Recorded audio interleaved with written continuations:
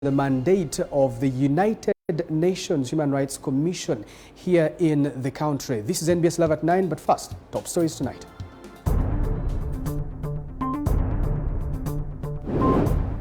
In the news tonight, when you gave Uganda Clays this loan, it was making losses. I've looked at its financial statement. Billions lost. NSSF pinned on unproductive ventures. The company were making losses and therefore were not in a position to pay. Uproar over government's decision to close UN office. Will it affect Uganda's human rights record globally? The players in the human rights subsector will miss an important actor.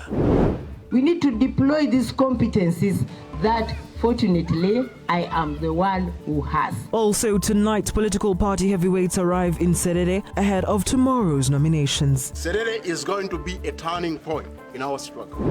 There's no worker here. And no value for money. Reports indicate billions invested in stalled projects. Health centers and other projects are fully paid for, 100% paid, when the work is not done.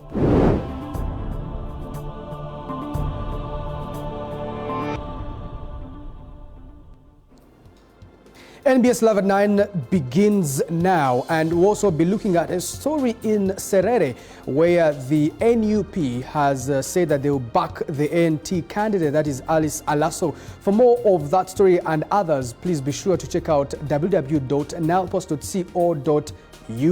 But also, more on that, we'll be interviewing the head of Communications Directorate at the NRM Secretariat, that is Emmanuel Dombo, because the NRM is split in Serere as they have a flag bearer, but also another faction is backing the son of a former member of parliament. But first, top story tonight, Isabella. Looking at our headlining report, human rights activists have warned of tough times ahead after Uganda refused to renew the mandate of the United Nations High Commissioner for Human Rights country office in Uganda. This as the US government calls upon Uganda to live up to its commitment of observing international human rights protocols to which she is a signatory. The letter by the government of Uganda refusing to renew the mandate of the United Nations High Commissioner for Human Rights, or HCHR, in the country has raised flares on the side of human rights defenders. What is missing, and what I think becomes an important deficit in this closure, is the fact that the players in the human rights subsector will miss an important actor who would, under normal circumstances, extend resources, technical assistance and expertise in order to build a robust system that can uphold human rights in Uganda. The refusal to renew the mandate is basically sending a message that we don't want any third party, or we don't want any neutral person to provide a fresh eye of scrutiny. At a time when the human rights violations for the last 3 years are quite on the rise, and all institutions being tested, being put to check, the judiciary, the Human Rights Commission, this is not the time that you should be saying we don't want any other scrutiny. The signals are clear. It just shows all is not well. It just shows that institutions that seek to promote human rights are not a priority. These say that the refusal to renew the OHCHR mandate in Uganda is a fact that Uganda is not prepared to see and operate alongside any independent human rights arbitrator in the country. The move is, however, perceived as casting a bad image for the country on the global arena in as far as observing human rights in the country is concerned. Because globally, under the UN Charter, states are mandated to uphold human rights. Closure of such a framework in itself deprives the country of that opportunity. So certainly the civic space has shrunk, and by removing the only neutral arbiter that we have had to provide a fresh set of eyes, even if it's just watching, certainly it's sending a very wrong message. The bold move by the government has equally drawn the attention of the United Nations government through its ambassador to Uganda, Natalie E. Brown, who is calling on the government to strictly adhere to international human rights protocols. We call on them to fulfill those commitments and to live up to what's in the Ugandan constitution, which is very clear about the protection for human rights, as well as commitments, under the UN Charter and other international treaties that Uganda has signed on to. Activists now say the decision is a government crackdown on civic space following the suspension of Democratic Governance Facility, DGF, and over 54 NGOs last year. Alex Mugasha, Julius Kitone, NBS Live at 9. The leader of opposition in Parliament, Mathias Mpuuga, has faulted government on its decision to close the United Nations human rights offices in Uganda, saying it is irrational and likely to affect the rankings of Uganda at the United Nations in regard to respect of human rights. Mpuuga, who was joined by other opposition legislators, also believe it is a clear dark. The High Commission of Human Rights. The leader of opposition in Parliament, Mathias Mpuuga, has spoken out on the closure of the United Nations human rights offices in Kampala, saying it could have links to the Kyagulanyi petition following the 2019 riots in Kampala. Our party president, the Honorable Kyagulanyi, petitioned this office, especially on matters that related to the killings, the torture, the suppression, the repression, the enforced disappearances of NUP supporters and other perceived regime opponents. Mpuuga says the government's decision has not only been irrational, but also likely to affect Uganda's ranking at the United Nations in regard to respect of human rights. In the global family of decent nations, we are likely to be lined up as one of the pariah states. Mpuuga, who was flanked by other opposition legislators, has tasked the Prime Minister Robin Anabanja, together with the Minister for Constitutional Affairs Norbert Mao, to come out and explain the whereabouts of the innocent Ugandans who were allegedly abducted by security groups this week. We are demanding for the whereabouts of Ongima Geoffrey and Kari Disebi, who was also abducted yesterday from Kiwoko in Nakaseke Central.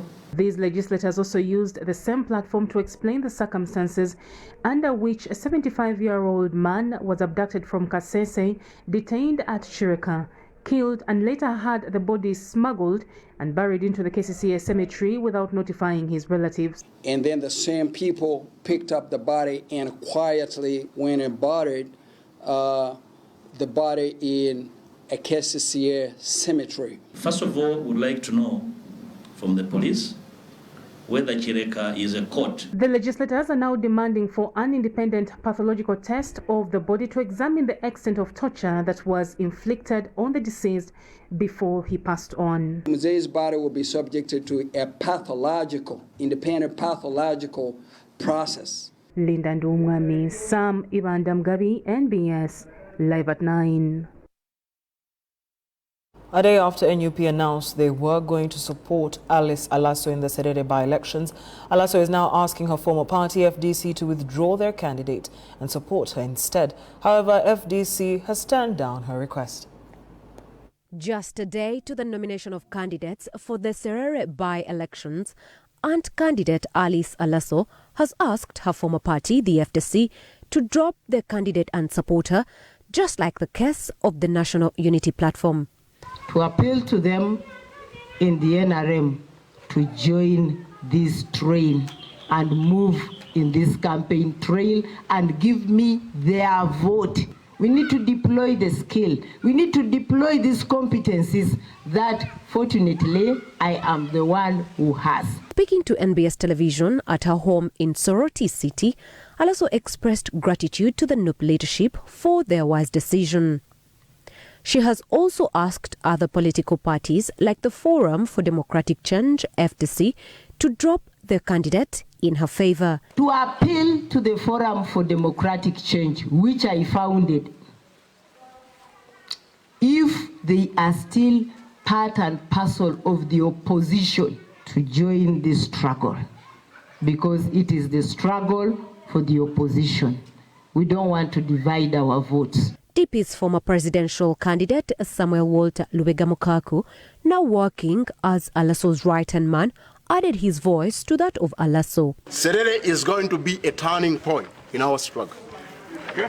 as our struggle now ripens to fruition, Serere is one of the constituents, far deep in Teso, but it's going to be a turning point, like Luero was. Teso's call for FDC's support has triggered tough reactions from the FDC camp, as Paul Omer, the presidential envoy Teso region, rubbishes her soft-spoken sense. All I want to record, and I put on statement, that must remain for years and years, that Alaso Ashanut left the FDC.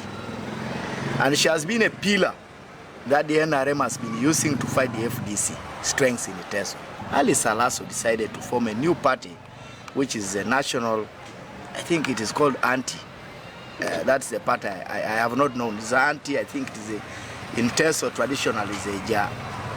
So, meaning that she's a Jake NRM. For now, the stiff competition is between the NRM, the independent candidate, and Alice Alaso representing Ant and Noob. Olivia Nakalembe, Eddie Enuro, NBS Live at 9. On that particular story, we are now joined by Emmanuel Dombo, the Director for Communications at the NRM Secretariat, to give perspective on where NRM stands when it comes to the Serere by-election vote. Many thanks, Emmanuel Dombo, for joining us this evening. First things first, you've seen that NUP is going to back the NT candidate, that is Alice Alaso. Where does this leave NRM, especially at a time like this when it seems divided? Thank you very much, Colonel Ray. I want to tell you that for us right now, we are preparing for the nomination of the NRM flag bearer, and this is a by-election. What Honorable Alaso and Inup are saying would make sense in a general election, where everybody would be competing without knowing who is going to be elected as a president. But where we have a president who has been sworn in and an NRM manifesto being implemented, what applicable? Because their colleagues who are already in parliament, there is not much they can do because they can only implement the NRM manifesto.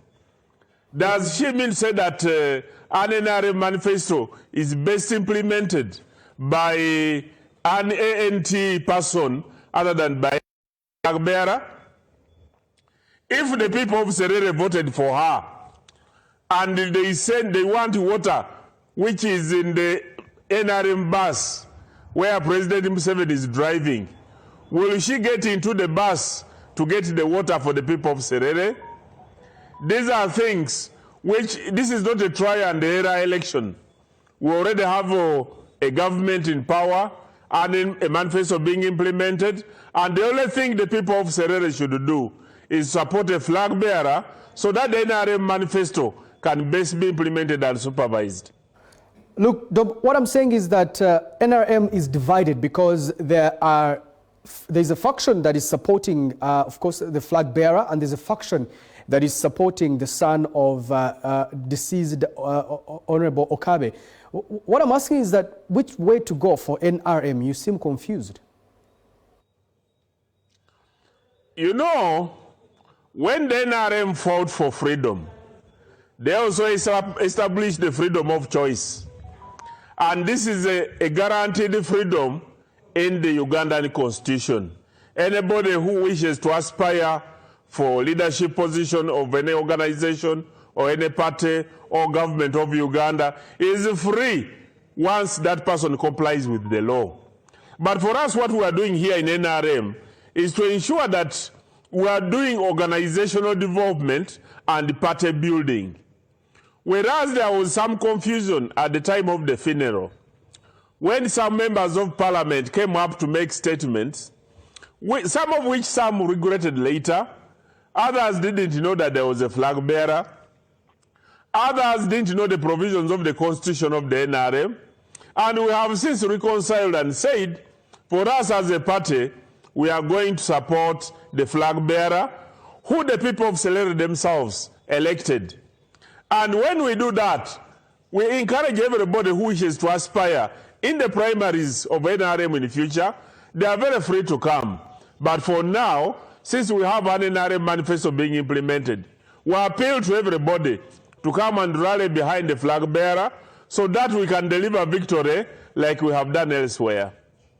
I see you have decided to support the flag bearer who probably will be nominated tomorrow. But the people who are senior in the NRM, like the Deputy Speaker of Parliament, are you saying that you have not done any reconciliation? The Deputy Speaker of Parliament came out clear and said the son of Honorable Kabe must be the person to support. And now these are senior members we're talking about. But even members of NRM in Serere seem to be divided. Have you done any reconciliation? We have done a lot of reconciliation. For us, we had an advance team which came to Serere and was here for a full week.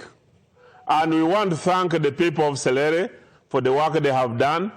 We want to thank the Honorable Minister, Toto Adoa, for her vigilance and her advice to the people to support the flag bearer and to stand with the party as a senior leader in the district. We want to thank all the senior leaders.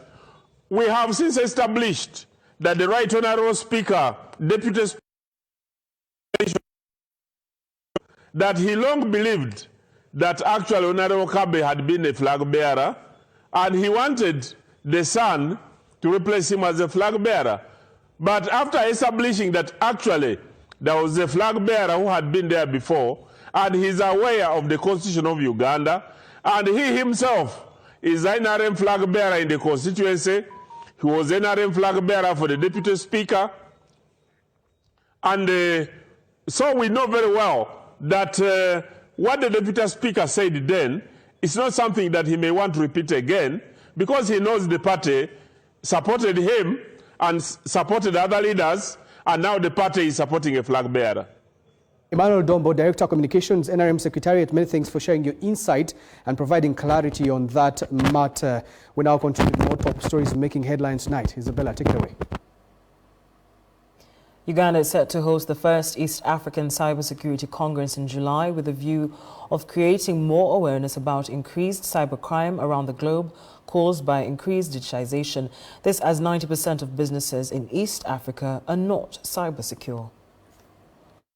The global shift from analog to the digital era has seen a rise in cyber-related crimes across the board. In fact, according to the Agura Group CEO Hadi Malob, cyber security is one of the leading challenges in the modern economy that calls for a robust response from both states and businesses. As economies move towards digitization, there is a bigger and bigger need to adopt world-class cybersecurity measures and protocols to protect customers' data, transactions, and the way we do business. In response, the Agora Group is partnering with the Ministry of ICT to organize the first East African Cyber Security Congress, due to take place in Kampala from the 24th to the 25th of July 2023. The Congress will focus on sensitizing local companies about strategies to safeguard their clients' data from being accessed by hackers. It's inevitable. The world is getting digitized on a daily basis. People are moving away from papers, getting into digital space. So the hackers are also not sleeping. The crimes are increasing, so that is an area that is inevitable. It's certainly going to increase.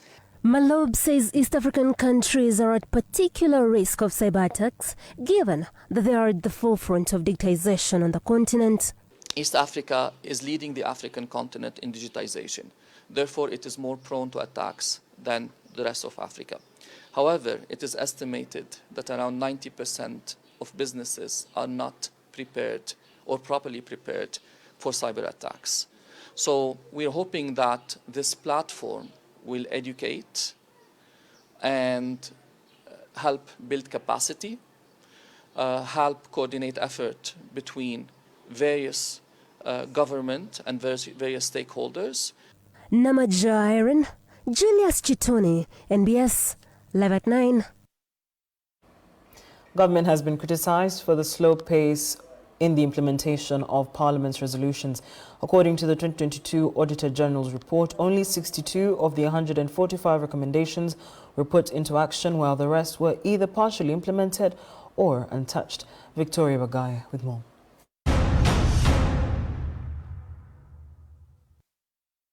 There's no worker here. No contractor, no one. The 1.4 trillion shillings Lubowa Specialized Hospital project is one of the many projects that invoke debate in the 11th Parliament. As of April 2021-2022, a total sum of 667 billion shillings has been injected, and yet when the MPs visited the supposed facility, not even the developer was on site. Everybody came out and said, this is headed nowhere. The information put on the table for Parliament to use on how much money people are spending on traveling abroad was not in line with what Auditor General had raised. Auditor General's figure was much lower, but because people wanted to justify a project. The hospital was an eye-opener to many that saw the debate shift to value for money, as the hospital would cost approximately 16 times more than the other locally built hospitals. Not seeing value for money. So I wish 100. Seems to me that they are actually using our own money to do the construction. They have not borrowed money from anybody else. Funds were disbursed and Parliament investigated its outcome, and yet the country is still left with no answers on a way forward. The Public Accounts Committee of Parliament, PAC, is among those that submitted their recommendations that were adopted by Parliament, awaiting the next plan of action. The chairperson, PAC Local Government, Ojara Martin Mapenduzi, says a lot of their recommendations rotated around irregularities of financial management, work ethics and service delivery. In many local governments, you find schools, health centers and other projects are fully paid for, 100% paid, when the work is not done. So what kind of work is that? That you are building a school or you are building a health center, but the contractors fail to, even in your report shows the contractors fail, but you go ahead and pay. Mapenduzi says, amongst many others, the recommended recoveries of monies and holding individuals personally liable for causing financial loss as required by law. Contractors who receive money to implement project, government money, taxpayers' money, and fail to implement should be blacklisted. They should be prosecuted. Because if from one local government entity you receive money in billions, fail to perform, you run to another local government, you receive in billion, fail to perform, and you are doing that, how much effect are you causing? The 2022-2023 Auditor General's report highlighted that out of the 145 recommendations from Parliament, 62 were duly implemented, 56 partially, while 27 were untouched. Nearly all these touched some of the ministries with the biggest share of the budget, inclusive of Defence, State House, Internal Affairs and the Judiciary. So, why audit if we can't streamline the loopholes? In the government, work in progress means no progress. So even when they say partial, just to know that nothing is taking place. Can we get answers where we must get the answers? I want to say if you have partially implemented, is it because it takes more time, more than a year, that when I come back I'll find it? And quite often auditors will say, yes, we appreciate the efforts made, we know it's going to take longer, and they may just mention it so that it's not lost out, but they are not punitive, or if they find no interest really, then they would emphasize it. Julius Mukunda, the Executive Director CS BAG, and Fred Muhums, an economist, say this shows that the Auditor General's report is not being taken serious. If a report in the Parliament comes and it is shelved, it is not discussed, it is an indication that yes, things might have gone wrong, but it is okay, we have forgiven you. And that's why you're saying all these things are recurring. So Parliament needs to come back to say, Auditor General raised this issue the other year, raised it again last year. You, Mr. Government, what measures are you taking? Is it going to be a minister? Is it going to be a PS? Is it going to be a project manager? Meanwhile, the country continues to lose billions of shillings because these resolutions are shelved. For instance, between 2017 to 2021, Uganda paid over 365 billion shillings in commitment fees with a whopping 50.6 trillion in undisbursed loans. The bad public investment management in projects like the 2016 Muzizi hydropower project, whose cost was estimated at 90.3 million euros, in a project that never took off, and yet Uganda paid 3.9 billion shillings in commitment fees and another 4.6 billion shillings to cancel the loan. And for the Kampala-Jinja Expressway, the $229 million project is 3 years behind schedule, and yet government has already paid 3.5 billion in commitment fees. I've been closely following a number of things. Somebody says we want to build a railway, we want to do a project here. the immediate thing you hear is people have gone out to lenders. Don't sign a contract if you are not ready. Pure and simple. The State Minister for Finance in charge of general duties, Henry Musasizi, argues that despite a few challenges, the Treasury Memoranda has been implemented either directly or indirectly on all recommendations of the Auditor General's report. In 2020-2021, we amended the procurement, the PPDA to eliminate some layers in the administrative review process. And this has improved on the speed. That was an action taken, which may not be direct. Musasizi says, so far, the Finance Ministry has instituted reviews like the EGP, Electronic Government Procurement, to address the transparency in bidding, the Public Finance Management Act reform of 2015 to address the accountability in the finance cycle, the National Development Plan that guides planning and implementation, and the shift from sector-based to program-based planning. He adds that the remaining loopholes will soon be addressed as government is harmonizing on the same. We are reviewing all our projects, looking at the extent of disbursement, extent of implementation, and also what is the economic impact. Victoria Bagaya, NBS Live at 9.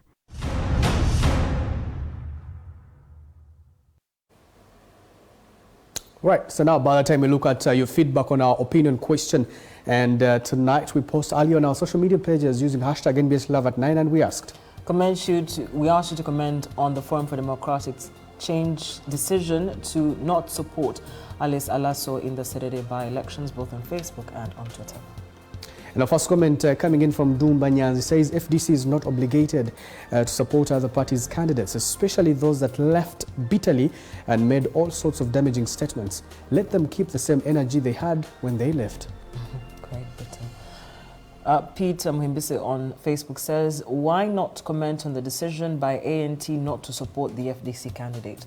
You mean some parties are entitled to some posts and others are not? What's wrong with each party fielding a candidate? Isn't there enough space for all of them on the ballot paper? Even if there were 100 candidates, one wins and others lose. Okay, Thomas Obito on Twitter says, if anyone thought the current opposition parties can form a common front, he or she had better rethink. This is a clear demonstration that to them, the people's interest is secondary, but individual interest is primary. They don't have capacity to cause the change they yearn for yet. On Facebook, Sewama Joseph says, it is a good move by the FDC. Why should they support a member of another party yet they have their own candidate? It is a multi-party dispensation and every party should back their own. If Alice Alaso wanted FDC support, she should have remained in the FDC. Atwine Katsigare Crispus says that I think it's FDC legitimate right to front its own candidate, not the former members.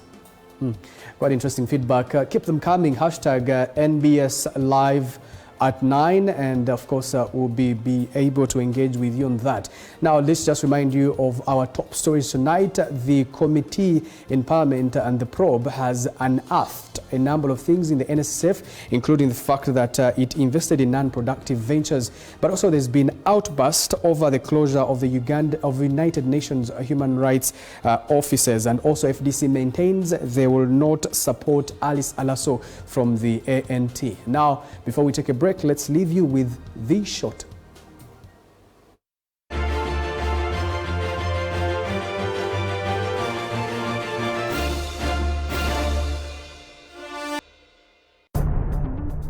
More to come, brought to you by Make Your Building a Paradise. We have weather coat emulsion, undercoat emulsion, silk vinyl emulsion, flat emulsion, super gloss and high gloss. Global Paint, a reliable product.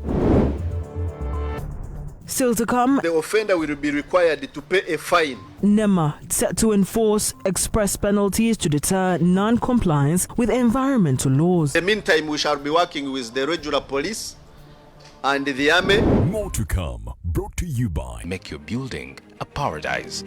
We have weather coat emulsion, undercoat emulsion, silk vinyl emulsion, flat emulsion, super gloss and high gloss. Global Paint, a reliable product.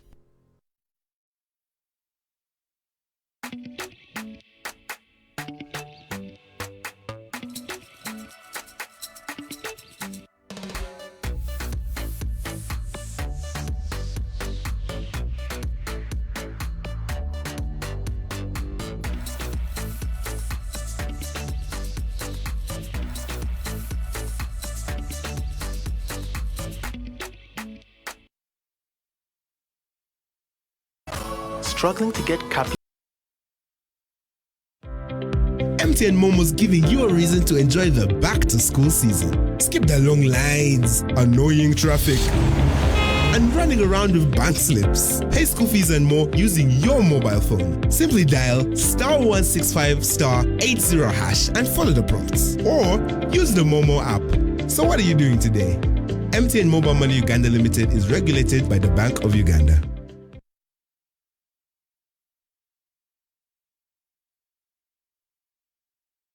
Buying a Mercedes, Toyota, or Range Rover? Let World Navy make your dream car a reality by importing it directly from Japan. We offer cash and Stanbic Bank direct import financing of up to 80%, meaning you can secure your dream car with only a 20% deposit. We offer free pre-shipping car service, accident-free and mileage certificates for your peace of mind. Find us at Forest Mall Ugogo, Block A, ground floor, or call 0704 105 159.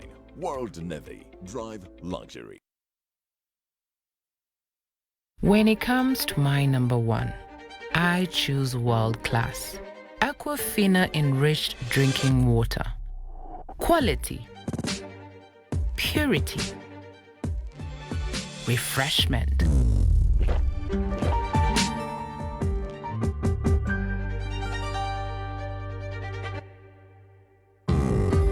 I choose Aquafina. The global world-class drinking water is finally in Uganda.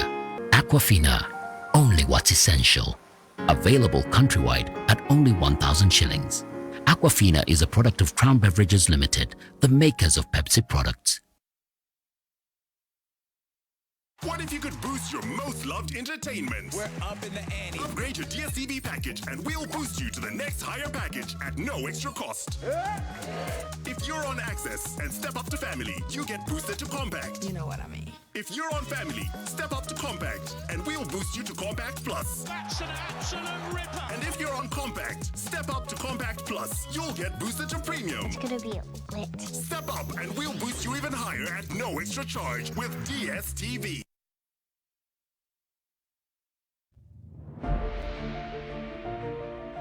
Thank you. Hello, Eric.